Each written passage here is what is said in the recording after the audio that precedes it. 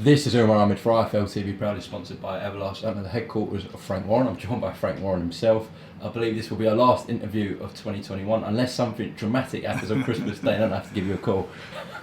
Well, don't give me a call on Christmas Day, that's for sure. No chance. How's things anyway, Frank? All good? Yeah, I mean, I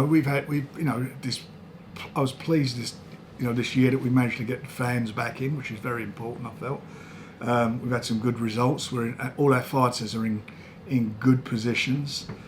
Just a shame we are now where we are with this latest COVID situation, which is pretty awful. The Border Control have decided, they're the only governing body who have, but they decided to stop boxing in January. We had a show, as you know, planned for, we had it on sale for January. So we've sort of given that a lot of thought. And as a result of that, we are not going to run any shows in February, because who knows what's going to happen at the end of January. And we were going to run, so I think it was the 12th we were on, weren't it? The 12th of January. That's only going to give us 2 weeks to basically sell a show, and it may, for all we know, may even get cancelled again, because they extended the period last year. If you remember, they locked down and then done it for another month or so, 6 weeks. So we're not going to take that risk and waste everybody's time and be booking venues that we can't use. So we're going to run 3 shows in March, because I believe by then, I hope, that we'll be over the worst of this. The problem with this vaccine is 9 out of 10 people in hospital are unvaccinated, which is ridiculous by any stretch of the imagination that people can put the health service at risk. And it's terrible now. It's just rampant. 67% of the population in London are unvaccinated. I mean, that's crazy stuff. And all these conspiracy theorists, I mean, they should be, I don't know where their brains are. I spent 10 days in hospital with COVID. I know Richard Schaefer's just been in hospital with it, and various other, loads of people I know. My best friend died of it. So for people to say, and not be vaccinated is ridiculous. They should bring in these passes, and if you haven't got a pass, you shouldn't be allowed in any sporting events, shops or anything. If you choose to be unvaccinated, that's your choice, and you're allowed that. But that doesn't mean that your views can be forced on other people and certainly cripple our health service, because that's what's happening. It's terrible. So Frank, is part of your decision not to run with a February show is that people at the moment are uncertain about buying tickets and going to events? So if you do go on sale, it might not perform as well as if people will show. I went to the I was at the Arsenal West Ham game. There were a lot of empty seats there, and that game, 2 London teams, hitting a bit of form, the pair of them. That was for the 4th place in the league, and there was empty spaces there. The Sunderland game, I know it's the Caribou Cup, but having said that, it was. I mean, there were vast gaps in the stadiums. I was in London yesterday. The shops are empty. The streets are. It's a problem, and and you can't rely on anybody, because nobody's acting on sort of any relevant information. Certainly, I don't think the board can say that they're going to allow boxing to take place in February. So what do we do? Print a load of tickets, get fighters training, miss their Christmas, doing all the things you've got to do to be able to fight in, as it were, in January and February. Give up your Christmas dinner, really focus. It can't happen. So we've decided to draw a line under it, right off those 2 months, and put 3 shows on in March, as I said, to accommodate all the fighters. So it's going to be a very busy March. Yes, it will be. It will be, yeah. Could one of those shows in March be headlined by Tyson Fury in the UK? Yeah, I'm pretty confident that one of those shows will feature him. He won't be defending his WBC title. There's a problem there, not of our making, or his making, I should say. WBC and Dillian Whyte are in arbitration. That hearing's not set to be heard until March. We can't negotiate. It's all very well, Eddie Hearn's nonsense about negotiating. How can you negotiate when the WBC haven't said what the splits are? So in his mind, he thinks he's getting 45%. In our mind, it's 20%, based upon the purses, his previous purses that were lodged under WBC regulations. And they won't determine what the percentages are until the arbitration. So until that happens, we can't negotiate.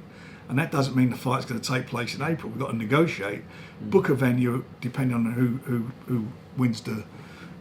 If we can negotiate something amicably, or who wins the purse bid, and that won't go until June. So Tyson will fight, but not for the WBC title. He will fight. Okay. So a lot of questions come from that statement you just made, Frank. So when do you believe the WBC will determine the splits? They won't. The arbitrator will in March. That could take forever, couldn't it? Well, that's when the hearings. The deadline is for the hearing signed. The stand is in March, but it's not. This has nothing to do with our side of the table. You know, we're innocent parties in this. This is not our thing. This is a legal dispute between the WBC and Dillian Whyte, which is being settled by an agreed arbitration that, as I've said, will take place in March. But Tyson can't sit around waiting for that to happen. So he's gonna fight. He may defend his ring belt. We'll see, but he will fight sometime in March. Okay. I've been talking to Bob Arum on that and Tyson, and that's the direction he wants to go in. And what were the conversations with Bob been about having the show in the UK? Well, determining where the best place is to put it on. If we're still having real problems here with COVID, we may wind up back in the States. At the moment, we can't determine that, but for me personally, the ideal thing would be for Tyson to fight here in the UK, and I'd like to see him have a homecoming. He's not fought here for nearly 2.5 years now.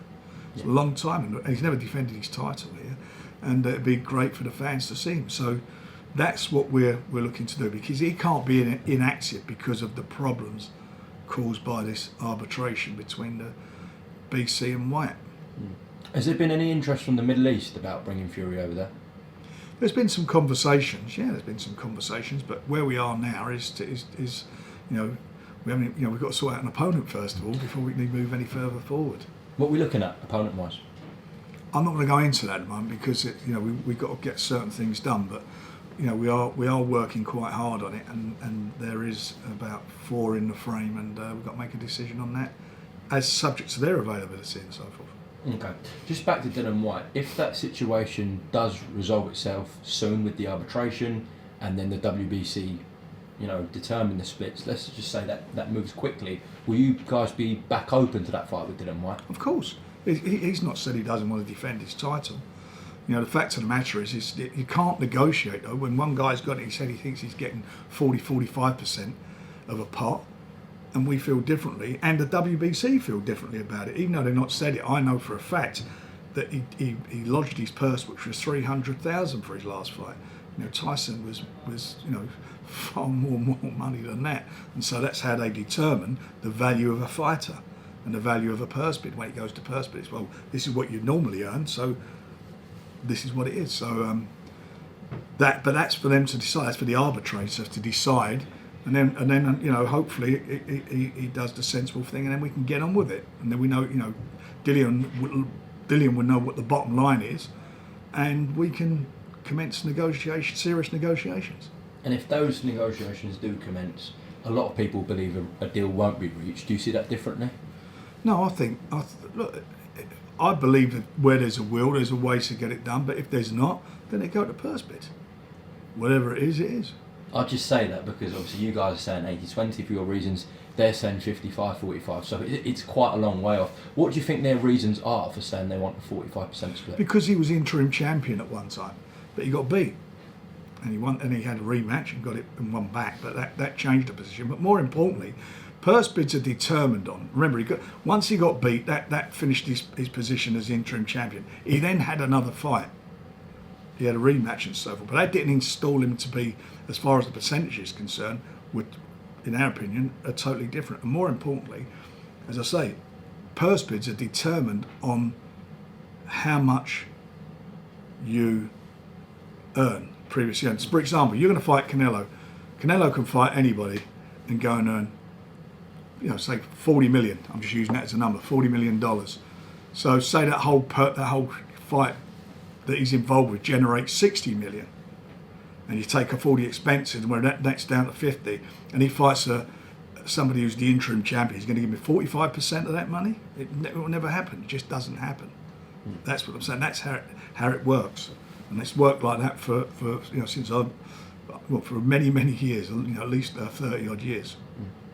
Last question on this. We'll have to ask you about some comments that Eddie Hearn made to Behind the Gloves, to Michelle Joy Phelps, saying that you're doing a bad job for your client, i.e. Tyson Fury, that you aren't willing to negotiate a rematch clause for that Dillian Whyte fight. Well, I don't really want... first of all, I believe Tyson wins the fight. Secondly, I don't... And I mean, listen, anything can happen in boxing. One punch, a cut, anything. So I get the situation regarding rematch. We've got a rematch clause in there, and in the meantime, Joshua gets it on again with Usyk. And whoever wins that fight, it means we're now lumbered with a rematch clause, and we can't get the big fight on that everybody wants to see. So I particularly don't want to do that. I just want to see Tyson get in there, win the fight, and then go and fight for all the belts. That's what I want to see. I don't want nothing, because that's what part of these problems have been in the past, you know. And I just don't feel it's appropriate at the moment for Rhea. It's not about doing a bad job for our client, you know. We've done a good job for our client. He's the #1 heavyweight in the world. A very, very good job for him. You know, he's undisputed #1 heavyweight. I don't know what I don't know where he comes from with that.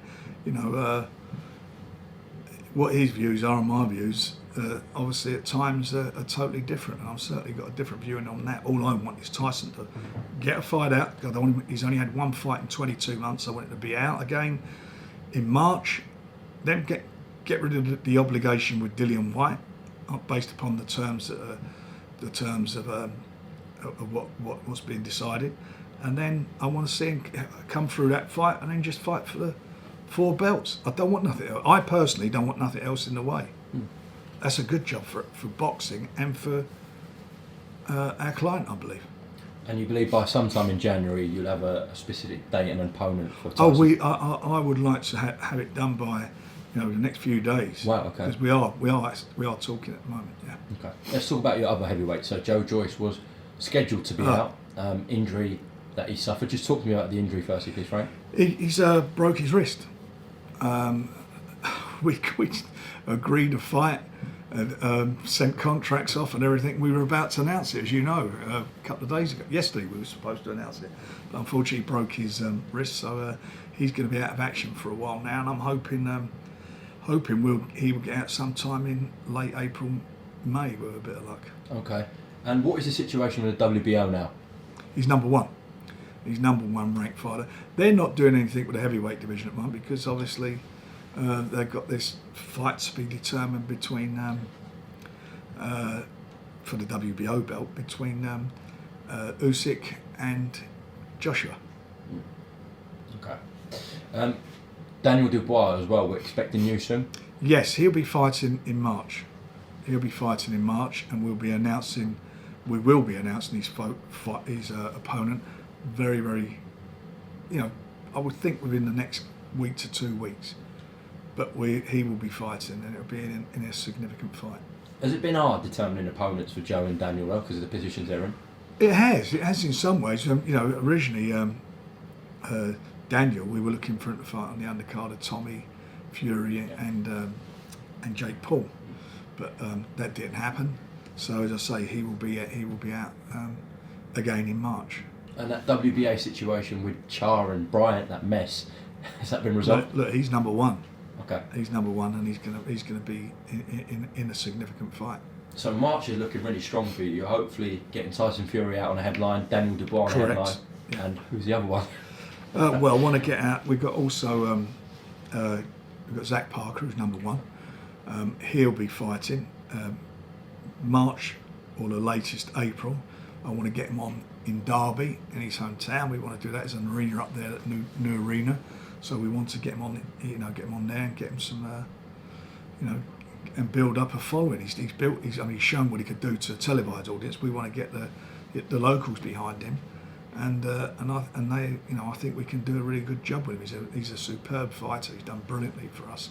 For me, he's one of the better things that we done last year in signing. Yeah, I think I was on a conversation with someone the other day, and they were saying who's in the UK who's emerged as kind of the under the radar, one of the best fighters of 2021, and Zach Parker came to mind. He's become a bit of a star, isn't he? He has, and he's done the job in the ring. He looks the part, and more importantly, he does the job. I like him. I really do like it. He went under the radar. I mean, I say it and I admit it. I'd hardly seen anything of him prior to signing him. But God, what a revelation he's been, and you know, we're delighted. Now, Frank, let me ask you about Tommy Fury. I was just in Tampa for the Jake Paul fight where we witnessed arguably knockout of the year, Frank. It was a bit of a knockout, wasn't it? Look, we want to get the fight on. Tommy wants it on. We've been in touch. We've been talking. His management team's been talking to us, and hopefully, I hope we can get it on, resurrect it and get it on. Tommy wants it, and it's you know, for the both of them, it's a fight they both said they wanted. Public bought into it, so I want to see that happen. I want to see it happen for Tommy. Jake Paul did go on social media and said that Tommy, he said your name, he said Queensbury have gone completely silent. Could you make a comment on that? Well, I can. And there was before he even said that. There's been discussions going on. He needs to speak to his team. So I can guarantee you and assure you, there were talks going on. One thing I can say about Jake Paul, just being on a fight week with him, he's a very, very good self-promoter. Oh, he's a great. Him and Floyd Mayweather, brilliant promoters. I mean, you know, brilliant promoters. Tyson Fury, another one. They're brilliant promoters.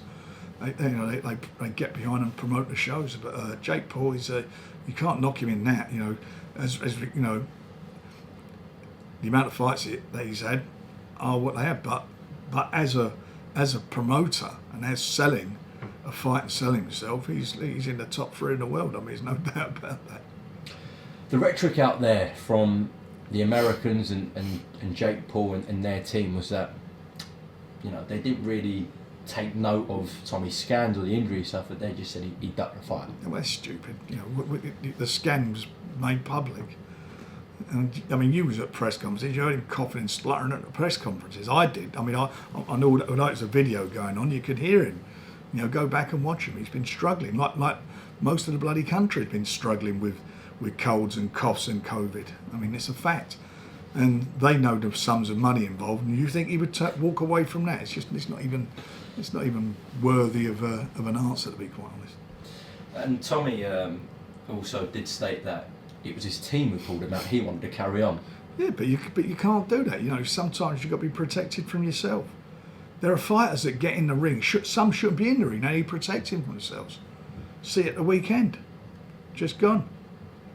And encouraging them to fight when you know they're well gone. But I certainly wouldn't let somebody get in there who's with a broken rib. I mean, a broken rib and and also a dreadful bloody viral infection. That's madness. So what are you confident that fight can be rescheduled? Because Jake said he won't do it. Well, he may not do it. I'm not confident we can reschedule it. I'm hoping we can do it, and I'm hoping that he can. You know, he's called Tommy out enough. He's had enough to say about Tommy ducking him. Well, Tommy will fight him next. And in the meantime, Jake's had a bit more experience as a professional fighter, so that should stand him in good stead. And as you say, he had a spectacular knockout. And that might even give him even more confidence against Tommy if he fancies the fight still. But if he fancies it, it's there to be done. And if it doesn't happen, obviously Tommy was scheduled to fight for millions there. Would it be difficult to go back for fighting for 5 figures, Frank? I'm not even going to go there with that. You know, that's you know, obviously him and Jake Paul is a unique situation, a unique event. I'm an optimist that we can get it over the line. At least I hope we can. And you know, a lot of people have said that although the knockout was spectacular, they weren't very impressed with Jake Paul's performance, and people are now saying, you know, Tommy could deal with him in a couple of rounds. What do you think? I fancy the fight. I mean, that's why we make it. I mean, in an idea, I always like to put fighters in with fights that I fancy him to win. I fancy him to win, and Jake Paul and his team feel differently about it. There's only one way you're going to find out, and that's to get them in together. Well, another fight I know you fancy very much is David Avanesian and his chances against Conor Benn. What is the situation there? Well, there isn't. Everything we say gets totally ignored. But I've got a better idea. We met. I said the same thing a few years ago with Ryan Burnett when in Ireland. Let Matchroom and the Zone put the fight on between the two of them. We won't even. You know, that's how confident my man wins. And I'll pay David. I'll pay. You ain't even got to pay him. I'll pay him. Okay. So essentially, they're getting a free opponent now. Free opponent. Good business. It'll do good business on DAZN. It'll do good business. It's a good fight for everybody. You know, Connor's had a really good win last time out, and all they got to do is pay their man. How does Abanesian Ben go? Well, I wouldn't be saying I'd pay my man if I didn't fancy him, but you know. Do you believe he stops Conor Ben? I think he'll give him a real problem, and I think he probably will. But listen, I've been wrong before, but that's my judgment. So he was ordered to fight Virgil Ortiz Jr. Now we know Ortiz is fighting Michael McKinson. Well, you see, he don't fancy the fight with him now, so we're also speaking to governing body about that, and hopefully we get some sort of resolution on that in the new year. But he's ready. Look, he's ready to fight anybody. You know, he's a bit of a performer, and he's a very exciting fighter. So he has no fear in getting with anybody. You know, world champions or whatever, and you know whoever he gets in with, you know it's going to be a good fight. And I'd have loved to see him in with Ortiz. That would be an excellent fight. Definitely would have. What did you make of Derek Chidraw's loss to Joseph Parker Frank? It was an okay fight to watch. There was nothing wrong with the fight. It was a good fight, but it was at the level it's at. And for Derek, you know, I thought his corner could have pulled him out. You know, he took a lot of punishment in that fight, and you can't keep. And when you keep doing that continually in fights, we know about being brave and walking forward and all that stuff, but it comes back to haunt you later in your life. Fights like that, and that's without all the sparring in you know, preparation for fights, all those things. It's not good for you. What's he, 38 now?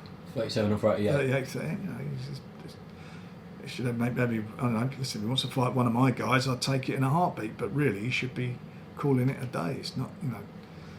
What's he? You know, where is he now? He's like a gatekeeper, isn't he? He hasn't had a win for 2 years, I don't think now. Well, so it is what it is. After the fight, in the post-fight presser, his name was mentioned with Deontay Wilder. Did you see that? Well, if I was Deontay Wilder, I'd take it in a heartbeat.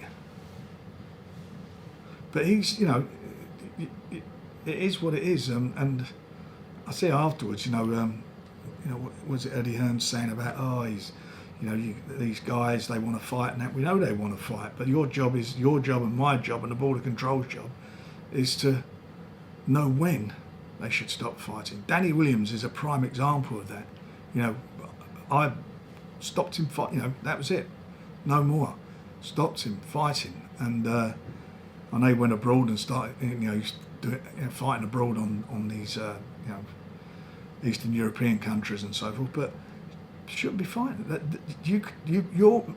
It's beyond doubt this will catch up with you when you're older. And he's got money, Derek. He must have money now, unless he's. So if he's got money, you know, he wants to be able to remember where the money is, what bank it's in, and so forth. So, you know, if I was him, he's had a good career. He's had some good shots. He had a great fight against Klitschko. Give Klitschko the toughest fight he had for many, many years. But it is what it is. And my opinion, retire if he wants to be, as I say, want to fight one of my guys, you know, I'll take it. Cause for me, it's you know, him against Joe Joyce or against Daniel. They're good fights for my guys, and bad fights for him, but good fights for my guy. Still about the light heavyweights. Anthony Yard a few weeks ago with an emphatic win, brilliant win, resurrects his career, sort of, doesn't it? Yeah, I agree with that.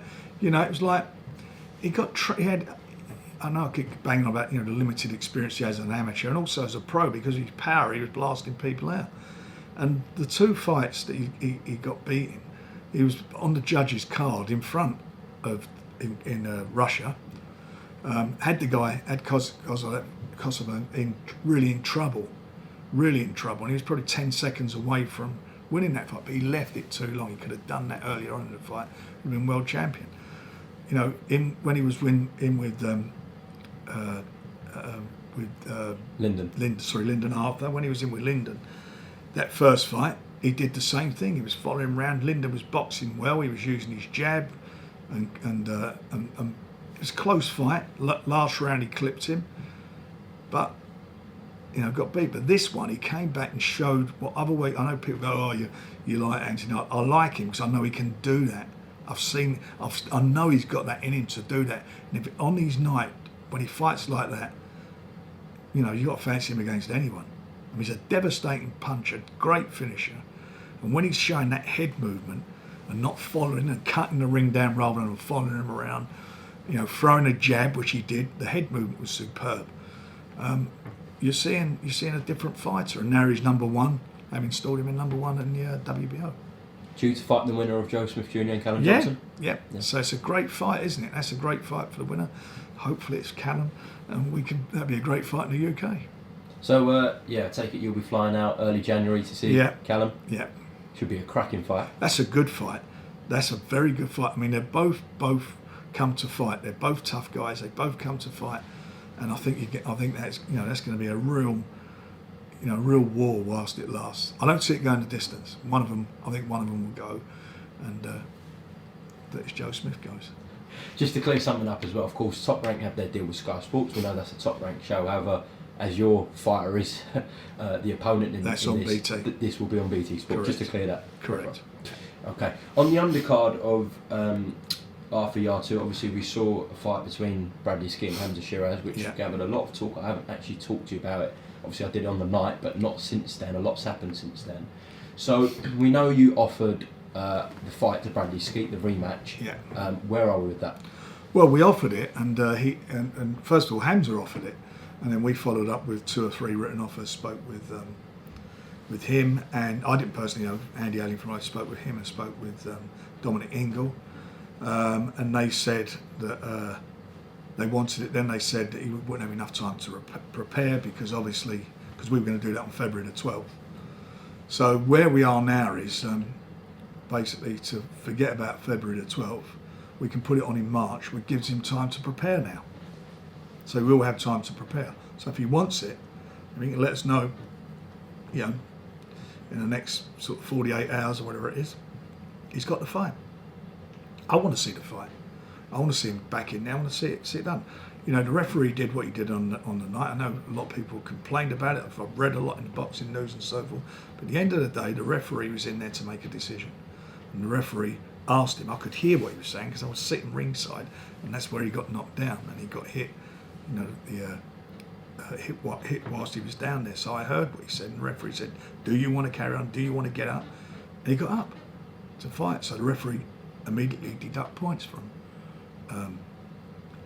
Hamza, and that was his decision.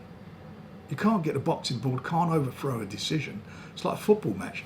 You lose 3-0, you draw 1-1, and one of the goals is a bit iffy. They're not going to say, we're sorry, we're going to change that.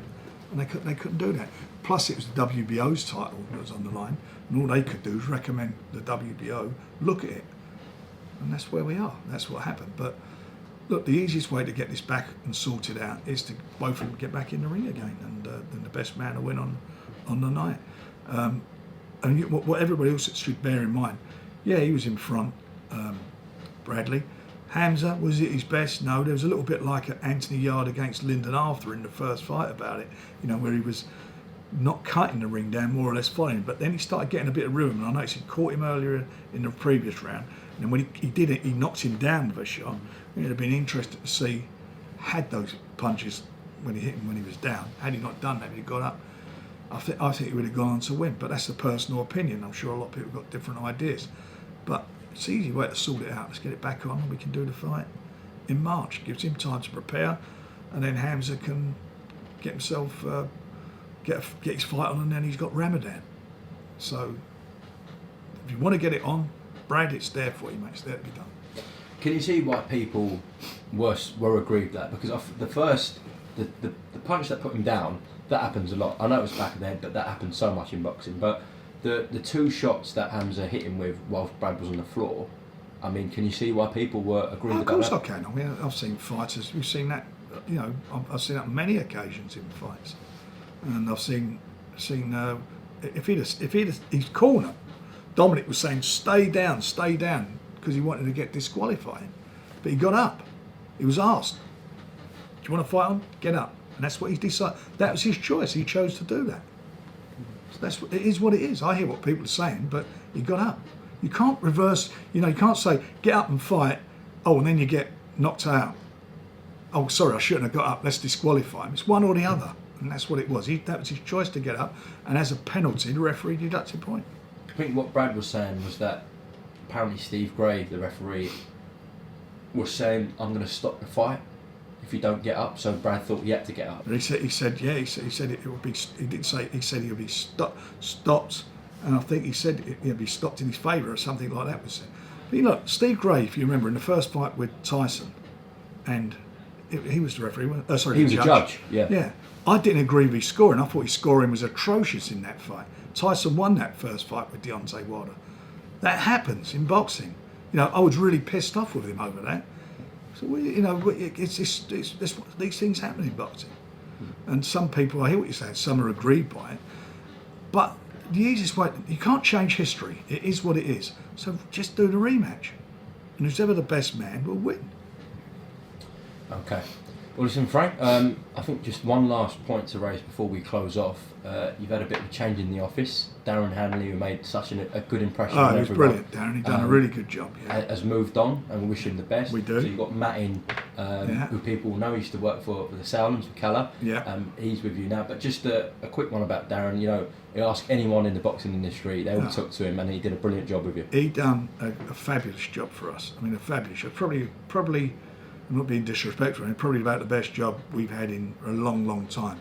Very professional, understood what Queens were about, understood what we were about, and he'd done a magnificent job. I was very disappointed that he left, but he had such a magnificent job outside of boxing that he's taken, and good luck to him and his family, and I can't blame him for doing that, and that's it. But in the meantime, we've got a great new man on board in Matt. He knows boxing, he gets it, he's very enthusiastic. So we're going to start the new year, new team, old team and new team, and we move forward and hopefully can build on what we've built this year, which is manoeuvring, getting our fighters into good positions to fight and hopefully win world titles. And what have BT Sport said to you about in terms of the feedback for this year and what they want next year? They loved what we've done this year. We've had real good feedback from them. We're a good partnership, and next year it's onwards and upwards. I mean, it's sad we're only going to have one show, which will be the show in from the States with Callum and Joe Smith. But then March we'll be busy from there on, providing there isn't another massive lockdown or outbreak of COVID. So fingers crossed for us and everybody that the country and the world for that matter overcomes all this, so we can get back to some form of normality. And just a couple of days away from Christmas, all the people who tune into these interviews and watch you, all the guys who buy tickets and support your events and watch on BT Sport, quick message to the fans, Frank. I really appreciate all your support, all for the shows that we do and for boxing. It's great that you guys are out there. I hope you all have a really lovely Christmas with your families, a successful New Year. Frank Warren, thank you for all the time you've given us this year. I'm sure we'll do plenty more next year. But for now, Merry Christmas to yourself and your whole family and everyone in the office, and Happy New Year as well. And to you, Mark. Thank you, Frank. Cheers, mate.